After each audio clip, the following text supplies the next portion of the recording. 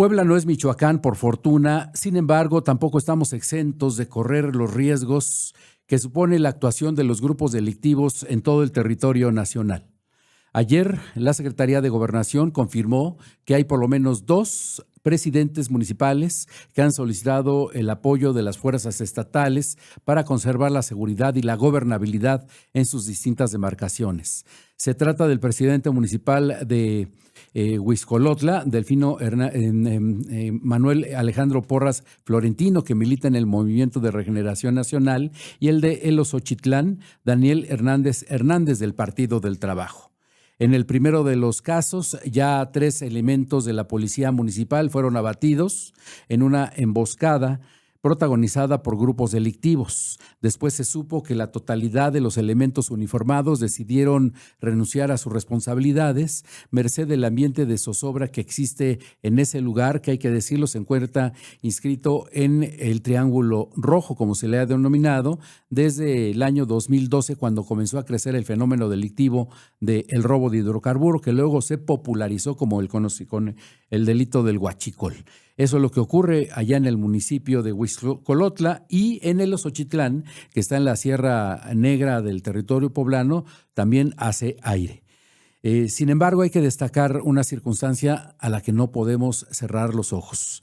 Puebla no es Michoacán, por fortuna. Todos podemos desarrollar nuestras actividades sin que tengamos el pendiente de que se vaya a registrar un brote de violencia como los que ha suscitado desde el pasado sábado 1 de noviembre, cuando cayó abatido el presidente municipal de Uruapan, Michoacán, Carlos Manzo, y eso todos debemos celebrarlo. Muchísimas gracias que nos acompaña en la emisión de martes 4 de noviembre. Estamos transmitiendo desde la colonia La Paz, aquí en la capital del estado de Puebla, para todos ustedes, a través del 907 en la frecuencia modulada La Intensa, y de manera simultánea a través del sitio de casa www.cadenain.com, a través de los canales de YouTube, el tanto de cadenain.com como de parabólica.mx, y de manera simultánea lo hacemos a través de las plataformas digitales que ya conoce, en @laintensa_FM, y las de un servidor, @fermaldonado_mx. Me da mucho gusto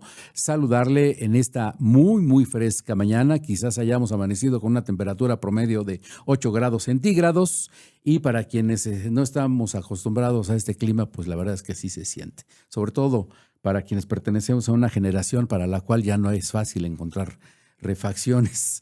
Bueno, fíjese que continúa la historia que comenzó a escribirse allá en el estado de Michoacán, allá en Uruapan, con la ejecución del presidente municipal Carlos Manzo, que despertó una enorme y legítima indignación en todos los segmentos de la sociedad, en unas más legítimas que en otras, porque sin duda se ha convertido en una causa política para quienes están en desacuerdo con la llegada de la alternancia política en este país a partir de la elección del 2018, y mire que de eso ya corrieron 7 años.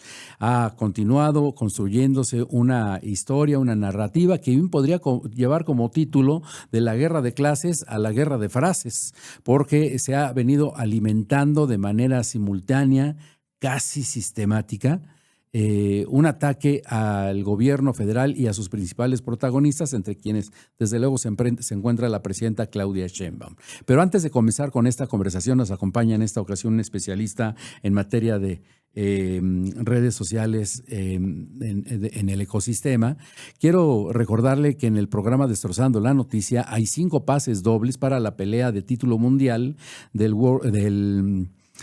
Consejo Mundial de Boxeo para el título interino, que va a disputar la campeona poblana Gaby Bonita Sánchez el próximo sábado, ahí en el auditorio GNP. Solamente tiene que mandar un mensaje a través del 22 21 54 94 95, repito el número, 22 21 54 94 55, y tendrá un pase doble para participar de una pelea, una función de box que de verdad vale la pena, porque además de Gaby Bonita Sánchez hay un conjunto de boxeadores amateur que se van a estrenar como profesionales el próximo sábado, y de verdad es una función para quienes les gusta el deporte de contacto, promete. Bueno, fíjese que la discusión en torno a lo ocurrido el sábado pasado allá en Uruapan, Michoacán, llegó a instalarse en la discusión entre las bancadas en la Cámara de Diputados en San Lázaro a propósito del debate que se desarrollaba para la aprobación del paquete económico del año fiscal 2026. El presupuesto de egresos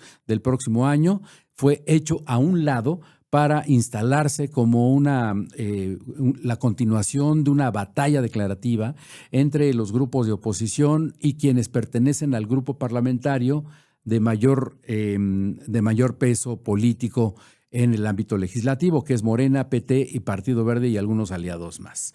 La esposa del expresidente Felipe Calderón, que fue quien gobernó del 2006 al 2012, y a quien se le atribuye el inicio de la guerra en contra del narcotráfico, cuestionó el desempeño del gobierno federal y de la presidenta Claudia Sheinbaum. Le vamos a mostrar un fragmento, le vamos a compartir un fragmento de lo que se dijo ahí en la Cámara de Diputados y luego vamos a escuchar a la diputada poblana Vianey García, que se ha colocado como un elemento central en la discusión política y parlamentaria en la Cámara de Diputados. Escuchemos a Margarita Zavala. Pidió la ayuda, eso es lo responsable.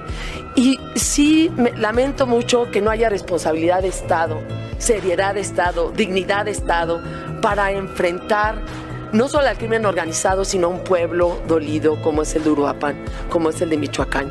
Llevan ya 7 alcaldes asesinados. Diputada, concluya, por favor. Este año. Respondamos como se merece un pueblo que le duele y que está triste. Gracias. Diputada Irma San... Y sí, tenemos que hablar del pasado porque de ahí es que viene toda la desgracia, como lo dijo Carlos Manso en su momento en tribuna. Y quiero decirles que con relación a pueblos indígenas, nosotros sí estamos recibiendo recursos, a diferencia de cuando ustedes fueron gobierno. Con la reforma al artículo 2 constitucional, ahora existe el FAISPIAN. Quizá eso es lo que les duele porque ya no existen los moches, los negocios que existían antes. En mi distrito comprobaron recursos para pavimentación y no hicieron ni un metro de pavimentación. Diputado, por favor, orden en la Asamblea y respeto a la oradora. Sí, que aguanten. Ya los aguantamos, aguanten. Entonces, el anexo 10 tiene un incremento anualmente ahorita tiene del 6% de incremento, el anexo 10, y habla también de presupuestos a la salud, a pueblos indígenas. ¿Ustedes qué van a saber de justicia social? Allá no llegaba nada en sus sexenios de ustedes, sí. La masacre en los pueblos indígenas, se les olvida actividad, se les olvida todo. Ahora sí les preocupan los pueblos. No, señores, nosotros sí tenemos memoria. Y quiero decirles que por eso yo como indígena estoy apoyando este proyecto de presupuesto independientemente de colores. A los pueblos indígenas no nos interesan los colores, nos interesa el bienestar, nos interesa el desarrollo. Sí, discutía. Bueno, calientito se puso el debate en la Cámara de Diputados allá en la Ciudad de México. Escuché usted la participación de Margarita Zavala haciendo un severo cuestionamiento. Algunas personas estarán de acuerdo en la narrativa de la esposa del expresidente de México, que en la actualidad es diputada federal o no, pero los datos concretos están allí. Y luego vino Vianey García para enarbolar un duro discurso en contra de la familia Calderón Zavala. Escuchemos a Vianey García.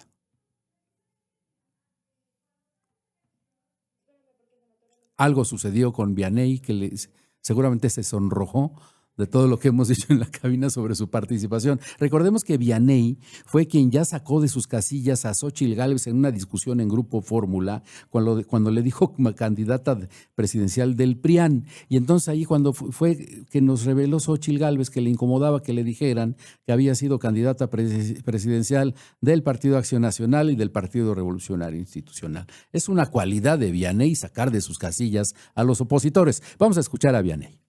Revisar el discurso que de manera frontal le hace el señalamiento a la diputada Margarita Zavala, en donde reitera que el crimen organizado y el inicio de una guerra fallida, perdón Margarita, fue en Michoacán en diciembre del 2011, cuando un inepto, que fue Felipe Calderón, le declaró la guerra contra el narco. Y hoy, 7, 15, 20 años después, seguimos pagando la descomposición social en la que nos dejaron. Así que hay que ser muy cínicos y muy cara dura para venir aquí y señalar la violencia en la que ustedes nos hundieron.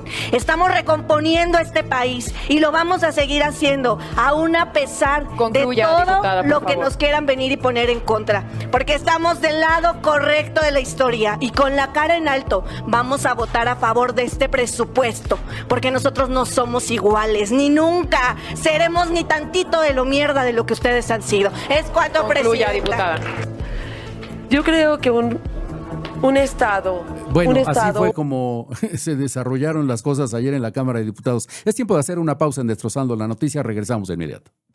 Estamos continuamos con Destrozando la Noticia. Me acompaña en esta ocasión Gerardo Ramírez Saldaña, un especialista en escucha digital, a propósito de lo que hemos visto a lo largo de los últimos 3 días, en donde un evento de sangre, hay que decirlo así, el homicidio del presidente municipal de Uruapan, Michoacán, se convirtió en una aparente causa política. Gerardo, bienvenido, muy buenos días. Gracias que aceptaste venir a conversar con la audiencia de Destrozando la Noticia. ¿Qué tal, Si te quieres Fernando? acercar un poco al ¿Qué tal, micrófono. Fernando? Buenos días, muchas gracias por la invitación. Pues sí, como lo comentas, el tema de Michoacán, de Uruapan, fue algo muy lamentable. Muy Que te acerques un lamentable poco al micrófono, lo que pasa. Y también es muy cuestionable la manera en la que se está llevando la conversación. Digámoslo así, la triste noticia tuvo 3 etapas. Tuvo la informativa, donde los medios, donde la gente participó. Después vino el Se da el tema- hecho, Sí, ¿no? el crimen. Al final esto es lo que pasa, estos son los hechos. Después viene la parte de la reflexión ciudadana, al decir, oigan, ¿en qué país estamos? Ya no hay quien les ponga un límite, lo hacen estando gentes, estando su familia, estando los cuerpos policíacos. Ese es un llamado orgánico, digámoslo así. Son las cuentas que de manera real Legítima. expresan su descontento, su preocupación. Y después viene la parte de ensuciar la conversación metiendo los videos en los programas de Televisa, Adela Micha y Adela todo esto. Micha, con Loret de Mola, todos estos contenidos que realmente pues no fueron una semana antes, tenían un tiempo un poco más largo, empezaron a producirlos, empezaron a recortarlos para empezar a inundar las redes con él llamó, él le dijo a la presidenta, él esto, él otro. Empezaron a inundar los contenidos con la información de su ataque o del posicionamiento de él, donde invitaba a la presidenta a colaborar y a mejorar la estrategia de seguridad, implementar nuevas formas en el Estado porque estaban rebasados, pero ellos lo ocupan para decir, miren, la presidenta lo dejó solo, lo dejó morir solo. Y después viene la cuarta parte, que es cuando ya desvirtúan todo el evento, toda la tragedia, al vincular el hecho de la protesta ciudadana, del descontento, para llevarlo a vámonos todos a marchar el 15 de noviembre. Nosotros en la parte del análisis podemos ver cómo la conversación va teniendo diferentes picos. Tenemos en los análisis de escucha social, se encuentran los picos de audiencia y los picos de las publicaciones. Cuando el número de publicaciones y la audiencia que está participando van de la mano, encontramos que hay una relación, es congruente, es un desarrollo legítimo de la narrativa. Después es natural que la audiencia se ponga en un nivel estándar, se estandarice, no empieza a crecer, pero el volumen se eleva con las publicaciones. Después, el pico que se encontraba era que se elevan el número de publicaciones y la audiencia empieza a decrecer. A decrecer. Es ahí cuando ya, digamos, hay mano negra y hay ahí una es cuando intención, empieza la operación. una estrategia para inflar una conversación. Exacto. Es cuando empieza la operación de la oposición, de todos estos empresarios que están en contra de la presidenta, en contra del gobierno, que lo hacen de manera mala, lo tengo que decir, de manera estratégica, no tenían que haberlo hecho de esa forma, porque había un proceso de dolencia social por lo que había pasado. Sí tenían que expresar su descontento, pero no era ni la forma, ni el momento, ni la velocidad en la que lo hicieron. Estas etapas que nos estás compartiendo, ¿tú las pudiste ver desde la empresa en las herramientas de escucha lo podemos identificar porque se notan estos picos de conversación y los picos de publicaciones. Entonces te das cuenta, y aparte algunas herramientas te permiten encontrar el porcentaje del sentimiento bot de las cuentas. Entonces tú te das cuenta cuándo son unas cuentas automatizadas. Empiezas a encontrar un mismo video en 100 cuentas iguales y el mismo mensaje, el mismo copy que nosotros le llamamos en redes, está igual, es un copy-paste en todas las cuentas. Inmediatamente te das cuenta que es una cuenta bot o una cuenta automatizada que están ocupando para hacer más grande la información. Ahora, la pregunta, y eso es algo que la presidenta decía, ¿realmente les funciona? ¿Están gastando dinero? Sí, es una inversión muy amplia el poder tener este tipo de servicios, estas granjas. Porque no ¿Influye, es como Gerardo, desde tu perspectiva, influye en el ánimo social? No, influye en el tema político. Sigue pegando en el ego, sigue pegando en el círculo rojo, sigue pegando en la preocupación de los partidos y nada más. La sociedad ha cambiado de hace 10 años a hoy. Lo que hace unos años fue el 132, el movimiento que tuvo, todo el impacto que se terminó incluso vinculando con toda la etapa de las primaveras árabes. ¿Sí? Hoy lo quieren vincular el tema de la generación Z. Gen Z, sí. Hay una tendencia poderosa. Toda la tendencia global con Nepal, con India, con todo esto. No lo van a lograr hacer porque los jóvenes ya no son iguales. Las redes sociales sí tienen demasiada efervescencia. Hay más redes sociales hoy. Cuentas X es la arena política donde todo el mundo se pelea. Todo el mundo quiere subir primero el tweet para pelear, para robar y solamente contestar. Tiene la parte del verdadero foco social que es Facebook, que es donde está la conversación de los adultos, ¿sí? Y viene el foco de los jóvenes en TikTok. Pero es tan veloz, tan efervescente y con demasiada edición que el potencial que tiene la red cuando ellos se meten a inducir la conversación no les va a funcionar porque ellos mismos se dan cuenta. Incluso si nosotros hacemos un análisis, yo me llevo 2 materiales muy fuertes de todo lo que ha pasado. Y no son las entrevistas en los programas de Radio Fórmula, ni con Adela Micha, ni con Loret de Mola. Es un video del alcalde hablando con mujeres, diciéndoles que si sus hijos están metidos en el tema del narco, de la delincuencia, los denuncien. Porque va a ser preferible que los vayan a ver a la cárcel a que les lloren en el panteón. Es uno de los videos más poderosos que hay en red, porque te está hablando del contexto social. Y si lo hilas con quién es o lo que ha salido hasta el momento, el autor del asesinato es un joven de menos de 18 años que lo mataron inmediatamente después Toda una paradoja. de que termina asesinando al alcalde. Gerardo, regresemos a esta estrategia en el ecosistema. Hay una intención política, pero eso cuesta dinero. Claro. Alguien está desembolsando dinero, y no es poco, para alimentar todas estas granjas de robots e inflar una conversación en redes sociales, aunque sea innecesario, digamos. Así es, Fernando. Realmente la inversión es muy amplia porque lo tienes que hacer con mucha antelación. Empiezas a construir. Y si bien es cierto, al cierre del sexenio de Andrés Manuel López Obrador, el número de cuentas en TikTok empezó a elevarse. Empezó a existir mayor número de cuentas, mayor número de pelea, mayor conversación, y con la presidenta también se elevó. Y ahora la oposición, todos estos grupos, están metiéndose en TikTok para querer ser tendencia en una conversación ciudadana o una tendencia en una red tan veloz como lo es TikTok, pero no les va a funcionar. Podrán gastar millones de pesos, pero la manera de vincular la percepción, el sentimiento, no lo van a hacer de esta forma. Lo que podríamos concluir es que la gente ya no se deja engañar fácilmente. Ya no, y la gente tienes esa cuestiona. convicción como especialista. La gente está cuestionando si realmente los datos son reales. Incluso cuando tú llevas un esquema de publicidad en redes, muchas veces la gente te empieza a cuestionar de medio pagado, chayotero, te pagan por decirlo, la señora no existe, la señora seguramente le dieron esto, porque ya hay un cuestionamiento. Dudan de todo. Dudan de todo, exacto. Entonces dudan de la veracidad de la información y inmediatamente van a dudar de lo que pasa. De hecho, hay una de las imágenes que también es muy fuerte, que está hecha con inteligencia artificial, que es el alcalde cargando a su hijo, viendo hacia el cielo. Todo el mundo lo ha ocupado.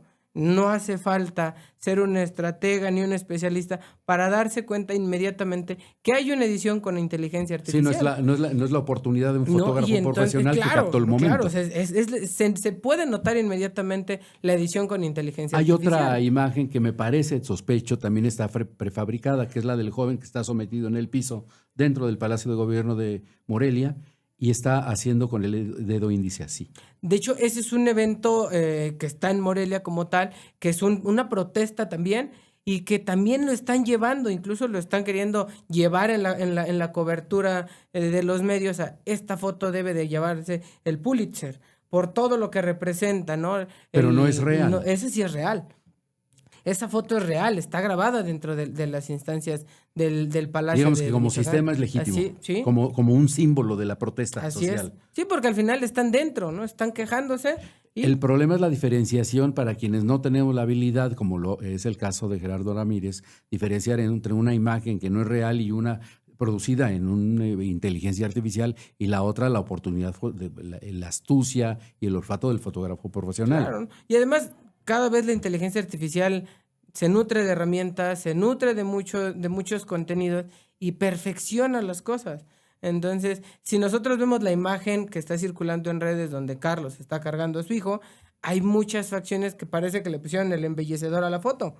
Eso es una señal de que ya está manipulada. Ok, estamos hablando de que es una manipulación para hacer un sentimiento de él está viendo el futuro, está viendo hacia el cielo, no se está jugando con la muerte, digámoslo así, pero no espera. Y digo, incluso ya hay hasta videos de la conspiración, ya empiezan a poner, miren cómo el policía se le aleja, miren cómo se empiezan a hablar entre ellos. Este tipo de contenidos van a seguir saliendo. Las teorías de conspiración nunca pueden faltar en este tipo de casos, pero la información seguirá inundándose pagada desde la parte de la oposición.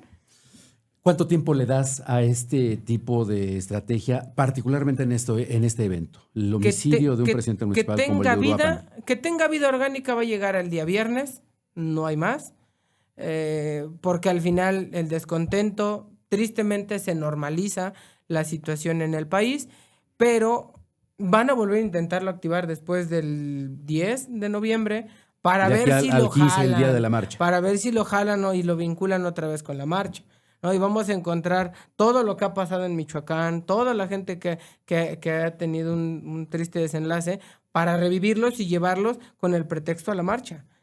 Están ocupando a los muertos para llevar a un colectivo que ya se desvinculó de la marcha.